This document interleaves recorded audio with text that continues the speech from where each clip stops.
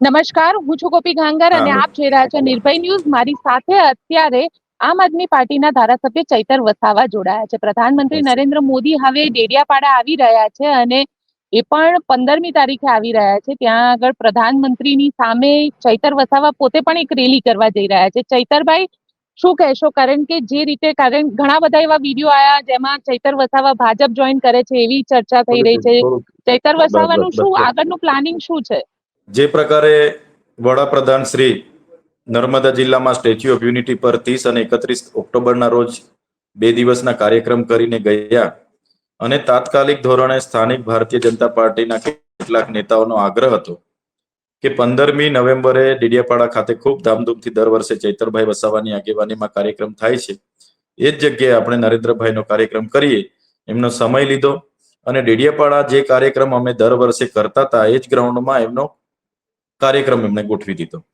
હવે દેશ લેવલનો એમને કાર્યક્રમ જ કરવાનો હતો તો કોઈ જગ્યાએ બિરસા દાદાના જન્મસ્થળ ઝારખંડના રાંચીમાં છે, ત્યાં મોટી પ્રતિમા સ્થાપીને એમણે કાર્યક્રમ કરીને દેશવાસીઓને આદિવાસીઓના હિતમાં એમણે કરેલા કાર્યો અને આવનારા ભવિષ્યમાં કરવાની પરિયોજનાઓ વિશે એમણે જાહેરાત કરવી જોઈતી હતી.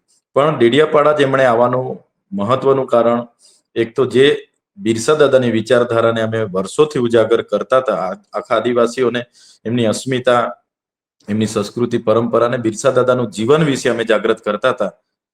ત્યારે ભાજપ અને એમના આરએસએસના લોકો, એમના સાંસદ મનસુખભાઈ, લોકોએ બહુ વિરોધ કર્યો હતો અમારો. અમે જોહાર બોલીએ તો જોહારનો વિરોધ કરે. બિરસા દાદાનું પ્રતિમા અમે ડેડિયાપાડામાં સ્થાપના કરતા હતા. 3 જિલ્લાની પોલીસ, 3 જિલ્લાના એસપી તે વખતે પ્રશાંત સુંબે નર્મદા, ધર્મેન્દ્ર શર્મા છોટાઉદેપુર, વીણા પાટીલ ભરૂચ, 3 જિલ્લાની પોલીસ અમને પકડવા આવી હતી કે આ પ્રતિમા સ્થાપે છે, નક્સલવાદીની પ્રવૃત્તિ કરે છે, ખ્રિસ્તી મિશનરીઓના પૈસે લોકોને જાગૃત કરે છે, એમ કરીને મારા પર આરોપ લગાડ્યો હતો. ત્યારે આજે નરેન્દ્રભાઈ મોદીજી આવે છે, એ જ પ્રતિમાને ફૂલહાર કરવા આવે છે. એટલે એ એક કારણ છે. બીજું કે ભાજપના કેટલાક નેતાઓએ એમને કમિટમેન્ટ આપ્યું હતું કે અહીંયા ચૈતર વસાવા નામનો યુવાન છે જેની આદિવાસી સમાજમાં ખૂબ લોકોમાં લોકચાહના છે. તમે જો ડેડિયાપાડાનો સમય અમને ફાળવશો તો ચૈતર વસાવાને આપના હસ્તે ભારતીય જનતા પાર્ટીમાં અમે લાવીશું. એના માટે ઘણા પ્રયાસો થયા, પણ ચૈતર વસાવાએ આગળ પણ કીધું હતું એ પ્રમાણે હમણાં પણ કીધું કે ચૈતર વસાવા ક્યારે પણ ભારતીય જનતા પાર્ટીમાં નથી જોડાવાના. અમે શું કરવા જોડાઈએ? અમારા સાંસદ મનસુખભાઈ 35 વર્ષથી છે, એમના ગામનો રસ્તો પોતે બનાવી નથી શકતા એમની સરકારમાં. જે સરકારે પોતાના શાસનમાં અમને શિક્ષકો નથી આપ્યા, શાળાના ઓરડાઓ નથી આપ્યા, નર્મદાનું પાણી નથી આપ્યું, જાતિના દાખલાઓની અમારા લોકો લાઈનો પર પડે છે, બોગસ લોકોને દાખલાઓ આપી દીધા. જે સરકારે અનુસૂચિ 5 નથી લાગુ કરી, પૈસા 1 નથી લાગુ કર્યો, અમને અસમાનતાની ભાવનાથી એમણે અમને જોયા છે. આજે અમારી સાથે કોઈ સમાનતાની ધારામાં અમે નથી, કોઈ રોટી બેટીનો વ્યવહાર નથી કરવા માંગતું. તો આ સરકાર સાથે અમે જોડાવા માંગતા નથી. પણ ચૈતરભાઈ, અહીંયા સવાલ એ ઉભો થઈ રહ્યો છે કે જ્યારે પ્રધાનમંત્રી ત્યાં આવી રહ્યા છે અને પેરેલલ તમે પણ એક પોતે રેલી કરવા જઈ રહ્યા છો, અને આ રેલી શું હશે, કઈ જગ્યાએ કરવાના છો?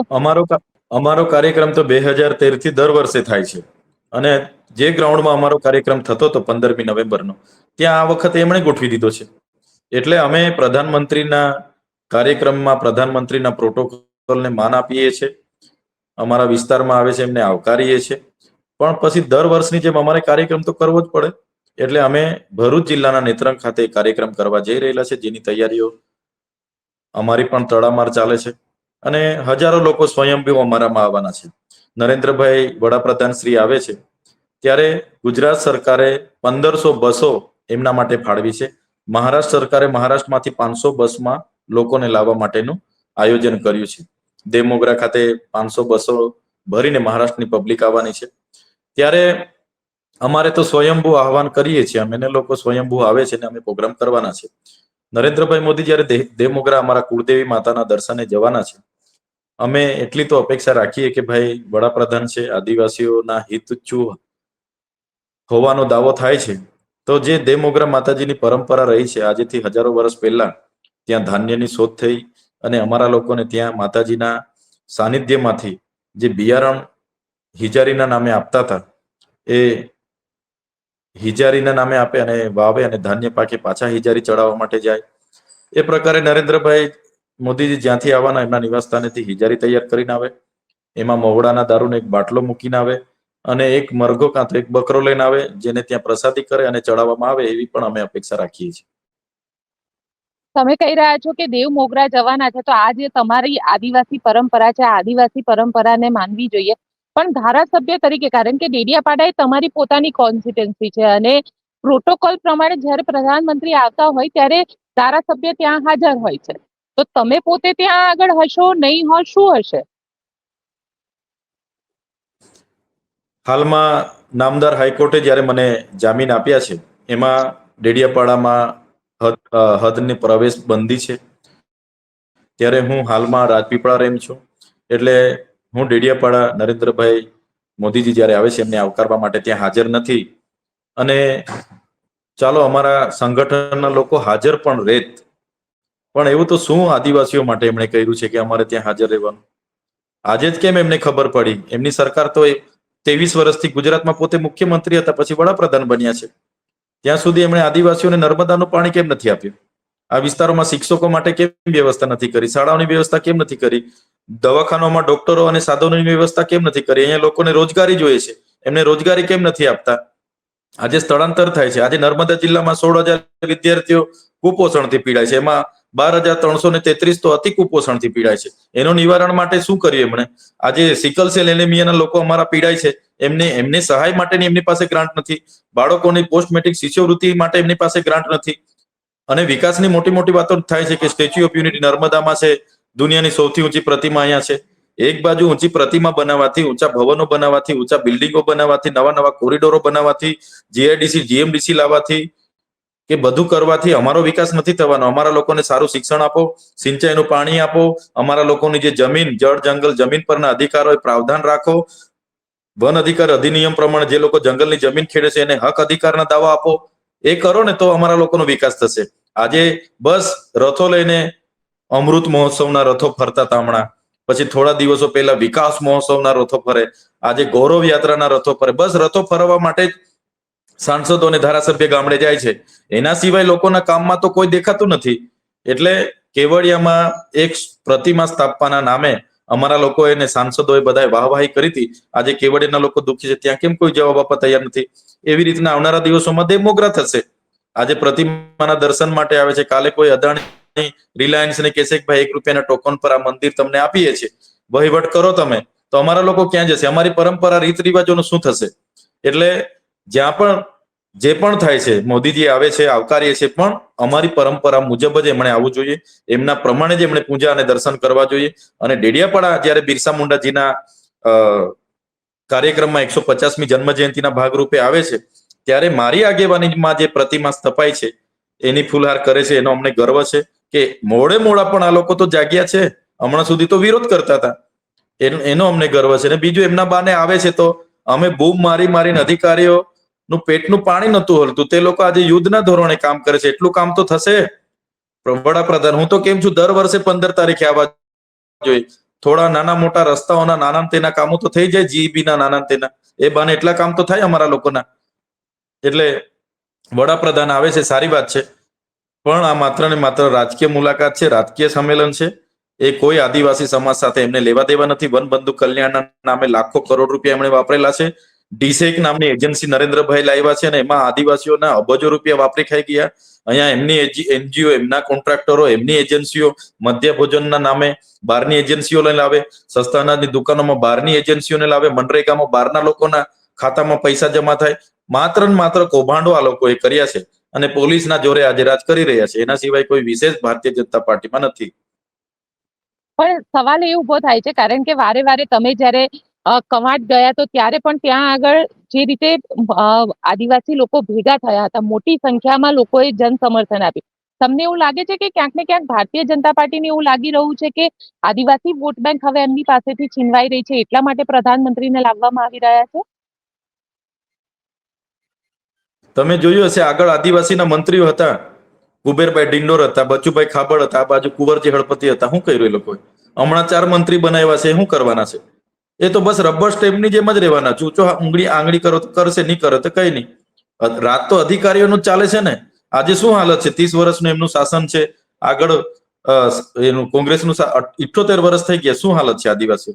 આજે અમારી 1,25,00,000 ગુજરાતમાં અમારી વસ્તી છે, 15% વસ્તી હોવા છતાં અમારી હિસ્સો ક્યાં છે? સચિવાલયમાં અમારા કેટલા લોકો છે એનું લિસ્ટ લાવો.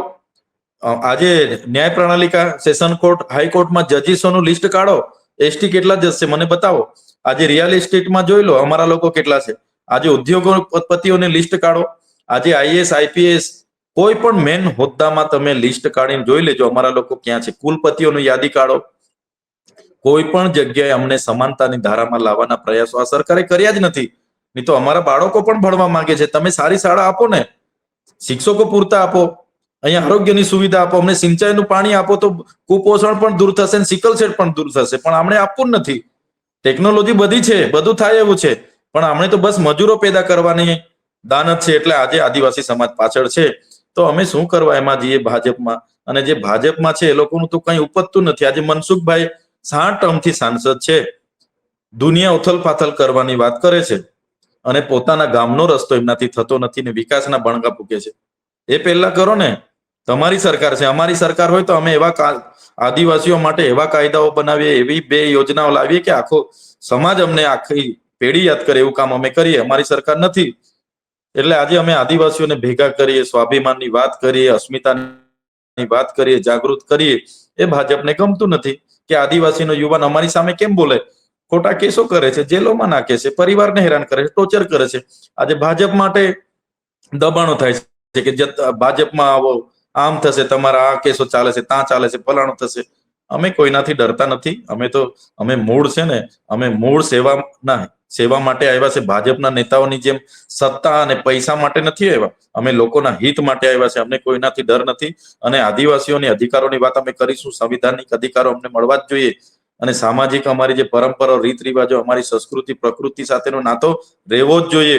હવે પછી અમે 1 ઇંચ પણ જમીન જીએમડીસીમાં પણ નથી આપવાના, બીજા થર્મલ પ્રોજેક્ટમાં પણ નથી આપવાના, કે બીજા કોઈ પણ પ્રોજેક્ટમાં હવે જમીન આપવા માટે અમે સહમત નથી. ચૈતરભાઈ, પણ તમે કીધું કે તમને પૈસા માટે, કેસ માટે આ રીતે દબાણ કરવામાં આવે છે. એટલે ભારતીય જનતા પાર્ટીના નેતાઓ દબાણ કરી રહ્યા છે. તમે પોતે શું વિચારો છો? બસ બધું એ જ એમના પ્રદેશ કક્ષાના નેતાઓ જ બધું કરે ને, બીજું કોણ કરે? નાનો માણસ તો અમારે ત્યાં થોડો આવવાનો છે. એ લોકો જ દબાણ કરે, અધિકારીઓનો ઉપયોગ કરે. આજે ગુજરાતમાં અધિકારીઓ રાજ ચાલે છે. તમે જોયું હશે, આટલા મોટા કૌભાંડો થયા, કોઈ મોટો અધિકારી જેલમાં છે? નલ સે જલમાં, મનરેગામાં કોઈ મોટો અધિકારી જેલમાં છે? કોણ બચાવે છે? ડ્રગ્સ પકડાય છે, દારૂ પકડાય છે, કોણ પકડાય છે? આજે અમારા પર નાનો કેસ થયો તો આખી પોલીસ દોડતી થઈ ગઈ. ફોરેસ્ટનો નાનો કેસ એમણે ખોટો કેસ કર્યો તો 1 મહિના 1.5 મહિના સુધી અમને દોડતા કર્યા. આજે એમના ભાજપના નેતાઓ બળાત્કાર કરીને ફરે છે, એમના પર કેમ પોલીસ એક્શન નથી લેતી? આજે ખેડૂતોની હાલત શું છે? ખેડૂતો આજે જેલોમાં જાય છે. ભાવ માંગો એટલે જેલમાં જવું પડે, આમની સામે બોલો એટલે જેલ વેઠવી પડે. એટલે યુવાનો હોય, ખેડૂતો હોય, મહિલાઓ હોય, કર્મચારીઓ, આજે આઉટસોર્સિંગની નીતિ કોણ લાવ્યું છે? તો નરેન્દ્રભાઈ મોદીજી લાવ્યા. ફિક્સ પગારની નીતિ કોણ લાવ્યું? નરેન્દ્રભાઈ મોદીજી લાવ્યા. અને 58 વર્ષે તમે કર્મચારીને રિટાયર કરી દેવશો. તમારા સલાહકારો હસમુખ ઢડિયા ને બધા તો 70 વર્ષ સુધી હજુ સરકારી લાભોમાં ફરે છે, જલસા કરે છે બધા અધિકારીઓ. તેમને બી રિટાયર કરો ને, કૈલાસનાથન ને આંતે, જેમના લીધે આજે આખો આદિવાસી સમાજ દુખી છે. એટલે અમે એમની નીતિઓના સખત વિરોધી છે. અમારે વ્યક્તિગત કોઈ સાથે લેવા દેવા નથી. પણ જે ભાજપ સરકારની નીતિઓ છે, તાનાશાહી એમના નિયમો છે, અમને દબાવવા માટે જે પોલીસનો ઉપયોગ થાય છે, એટલે મને લાગે છે કે 1 વાર 2 વાર કેટલી વાર જેલો કરશે? જે દિવસે આખા લોકો જાગશે ને તે દિવસે ગાંધીનગર દૂર નથી. એટલે તે દિવસે અધિકારીઓને પણ અઘરું પડશે અને તકલીફ રહેશે. કેમ કે અધિકારી રાજ આજે ચાલે છે, કોઈનું ચાલવા દેતા નથી. એટલે આ મંત્રી તંત્રી ભલે બનીને એમનું કોઈનું ચાલવાનું નથી. એટલે અમે એમાં જોડાવાના નથી. અમે સ્વતંત્ર છે, સ્વતંત્ર રીતે લડવાના છે. આવનારી તાલુકા, જિલ્લા પંચાયતો બધી જ અમે સ્વતંત્ર રીતે આગળ વધવાના છે. ચૈતરભાઈ, સાથે એક સવાલ એ પણ પૂછીશ કે અંબાજીથી લઈને ઉમરગામનો આખો પટ્ટો જે આદિવાસી બેલ્ટ છે, 27 જેટલી સીટ છે, અને એમાં દાહોદ ને કવાંટ ને જે છોટાઉદેપુર વાળો વિસ્તાર છે, જ્યાં આગળ મોટી સંખ્યામાં હમણાં ભારતીય જનતા પાર્ટીના ઘણા બધા નેતાઓ પણ આમ આદમી પાર્ટીમાં જોડાયા. તમને લાગે છે કે આ પોલરાઇઝેશન રોકવાનો પણ એક ભારતીય જનતા પાર્ટીનો પ્રયોગ? હા, બિલકુલ એમનો પ્રયાસ હશે. અમે હાલમાં હું 14 જિલ્લા સંભાળું છું અંબાજીથી ઉમરગામના આદિવાસી બેલ્ટના. એમાં 12 લોકસભા આવે છે, 44 વિધાનસભા આવે છે, અને હજુ પણ ઘણા ભારતીય જનતા પાર્ટીના તાલુકા જિલ્લાના સભ્ય, પૂર્વ ધારાસભ્ય અને બધા જ લોકો અમારી સાથે સંપર્કમાં છે. આવનારા દિવસોમાં એમને પણ જોડીશું અને આમ આદમી પાર્ટીને મજબૂત કરવાનું કામ અમે કરીશું. સાથે સાથે અમારી વૈચારિક લડત છે એ પણ આગળ વધે એ પ્રકારે અમે આગળ વધી રહ્યા છે. અમારું કામ લડાવવાનું છે. જે સારા માણસો છે, જે લોકોના કામો કરવા માંગે છે, સેવા કરવા માંગે છે, એવા લોકોને જોડીશું, તાલુકા જિલ્લા અને વિધાનસભામાં લડાવીશું અને આવનારા દિવસોમાં પરિવર્તન લાવવાનો અમારો પૂરેપૂરો પ્રયાસ છે. અને મને પણ પૂરો વિશ્વાસ છે કે જે પ્રકારે એમના રાજ્યમાં ભય, ભૂખ અને ભ્રષ્ટાચાર જે લોકોએ વેઠ્યો છે અને જે હેરાનગતિ એમણે જીએસટી, નોટબંધી અને વોટબંધીના નામે લોકો સાથે કરી છે, એનો બદલો આવનારી તાલુકા જિલ્લા પંચાયતમાં લોકો લેશે એવો મને પૂરો ભરોસો છે. ચૈતરભાઈ, તમને લાગે છે કે પ્રધાનમંત્રીના આવવાથી આદિવાસી જે વોટર છે એ લોકોને કોઈ ફરક પડશે કે પ્રધાનમંત્રી આવશે ને જતા રહેશે, આદિવાસીને કોઈ ફરક નથી પડવાનો? હા, પ્રધાનમંત્રી આવે એટલે તંત્ર યુદ્ધના ધોરણે થોડા કામો કરશે. ત્યાં જીઈબીના વર્ષો જૂના પડતર કામો હતા, રોડ રસ્તાના પડતર કામો હતા, સાફ સફાઈ સ્વચ્છતાના પડતર કામો હતા. એવા સાફ સફાઈ ને આ તે બધું રગો રગાન ફૂલ ગુલાબી થઈ જશે. એના સિવાય બીજો કોઈ ફેર પડવાનો નથી. વિકાસના અમે ક્યાંય વિરોધી નથી, પણ વિકાસના નામે જે આદિવાસીઓનો ભોગ લેવાય છે એના અમે વિરોધી છે. કદાચ નરેન્દ્રભાઈ મોદીજી આવે ને કદાચ નરેન્દ્રભાઈ મોદીજી આવે અને 2-4 પ્રોજેક્ટ આદિવાસીઓના હિતની વાત કરે કે ભાઈ 5મી અનુસૂચિ અમે લાગુ કરીએ છીએ, પૈસા એક લાગુ કરીએ છીએ, આવનારા દિવસોમાં આદિવાસીઓને અલગ રાજ્ય ભીલ પ્રદેશ અમે 29મું રાજ્ય જાહેર કરીશું, તો અમે પણ એમની વાહવાહી કરીશું. બાકી તો મને નથી લાગતું કે નરેન્દ્રભાઈ મોદી આવીને અહીંયા આદિવાસીઓની હિતની વાત કરે. એ રાજકીય ભાષણો કરશે અને એનાથી કંઈ અમારા લોકોને બહુ ઝાઝો ફેર પડવાનો નથી. વિધાનસભામાં 4 પાર્ટીઓ હતા ત્યારે પણ મોદીજીની સભા થયેલી, અમિત શાહની સભા થયેલી, 43,000ની મને લીડ મળી હતી. લોકસભામાં પણ અમિત શાહ આવીને ચૈતર વસાવા નક્સલી છે, આ છે, ફલાણું ઢીકણું કરી ગયેલા, ત્યારે પણ મારી વિધાનસભામાં 60,000ની મારી લીડ હતી. મને 1,18,000 મત મળ્યા હતા, મનસુખ દાદાને 58,000 મત મળ્યા હતા. એટલે લોકો બધું જાણી ગયા છે, જાગૃત થયા છે અને જાગૃતતાને ધ્યાને રાખીને બસ લોકોને ખબર પડશે કે આ કેટલા કરોડનો અહીંયા ધુમાડો થયો છે, એ અમે જનતાની વચ્ચે લાવીશું એટલે લોકો જોશે બધું. સિકલ સેલ માટે આજે એમના પર બજેટ નથી, માં અમૃતમ કાર્ડ માટે એમના પર બજેટ નથી, અમારા બાળકોને શિષ્યવૃત્તિ આપવા માટે બજેટ નથી, પણ વડાપ્રધાનના કાર્યક્રમો કરવા માટે એમની પાસે 250 કરોડનું બજેટ છે. એટલે એ બધા વાતો લઈને અમે લોકોને ધ્યાન દોરીશું, જાગૃત કરીશું. સાથે ચૈતરભાઈ, કારણ કે જે રીતે આ આખો ઘટનાક્રમ થઈ રહ્યો છે, પ્રધાનમંત્રી આવી રહ્યા છે, તમે પોતે નેત્રંગ જઈ રહ્યા છો, આ આખા ઘટનાક્રમથી તમને એવું લાગી રહ્યું છે કે આદિવાસીઓને આનાથી કોઈ ફરક પડશે? કારણ કે જે રીતે પ્રધાનમંત્રી આવી રહ્યા છે, ક્યાંક ને ક્યાંક એવું માનવામાં આવી રહ્યું છે કે આદિવાસી વોટ બેંકને પોલરાઇઝ કરવાનો એક પ્રયત્ન જે છે એ ભારતીય જનતા પાર્ટી દ્વારા કરવામાં આવશે. ની પર સત્તા છે, એ આવે અને આ વિસ્તારમાં અનુસૂચિ 5 લાગુ કરવાની વાત કરે, પૈસા 1 લાગુ કરવાની વાત કરે, 73 એની જમીનો જે બહારના લોકોએ દબાણો કર્યા છે એ હટાવવાની વાત કરે, વન અધિકાર અધિનિયમ અંતર્ગત જે લોકોને જંગલ ખેડ છે એમને સનત આપવાની વાત કરે, નર્મદાનું પાણી, ઉકાઈનું પાણી ડેડિયાપાડા આજુબાજુ વિસ્તારમાં અમે આપીશું, એવી વાત કરશે તો ચોક્કસ આદિવાસીઓને ફાયદો થશે. શિક્ષકોની ભરતી છે, ડોક્ટરોની ભરતી છે, એ કરશે તો બિલકુલ થશે. પણ આટલા કરોડ આમ કરું તેમ કરું એનાથી આદિવાસીઓને કઈ ફાયદો થવાનો નથી. એ તો એમના અધિકારીઓ, એમના કોન્ટ્રાક્ટરો, એનજીઓ બધી યોજનાઓ બનાવીને બતાવશે ને એ લોકો જ પૈસા ખાઈ જશે. અહીંયા કોઈને કઈ મળવાનું નથી. ભીલ પ્રદેશની માંગ ફરીથી ઊભી કરશો તમે લોકો? અમે તો માંગ કરીએ જ છે ને. ભીલ પ્રદેશ અમને અલગ સ્વતંત્ર રાજ આપી દો. આટલા વર્ષોમાં તો અમારે કેટલું લડેંગે જીતેંગે, જિંદાબાદ મુર્દાબાદ, હાય રે ભાજપ હાય, કેટલું કરવાનું? હવે થાકી ગયા આવેદન નિવેદન આપી આપીને. હવે આપી દે ને તો અમે તો એમની વાહવાહી કરીએ. એમને તો અમે આખા પછી એમનો વાહવાહી કરે આખો આદિવાસી વિસ્તાર. ભીલ પ્રદેશ 29મું રાજ્ય બનવું જ જોઈએ, એની રાજધાની કેવડિયા હોવી જ જોઈએ, એ જ અમારી માંગણી છે, સ્વાયત્ત રાજ. અને એ અમારા ગુરુ, એમાં તો ગોવિંદ ગુરુ શહીદી વહોરી લીધી, બિરસા દાદાએ શહીદી વહોરી લીધી અને કેટલા હજારો લોકો એમાં મરી ગયા. તો એમણે એ ઇતિહાસ દોહરાવવો જોઈએ અને એ ઇતિહાસને આગળ દિશા અમે આપીશું, આ અમે બનાવીને આપીશું, અમને થોડો સમય આપો, એવી જાહેરાત એમણે કરવી જોઈએ. બિલકુલ ચૈતરભાઈ, આપ અમારી સાથે જોડાયા તેના માટે આપનો ખૂબ ખૂબ આભાર. જી ધન્યવાદ.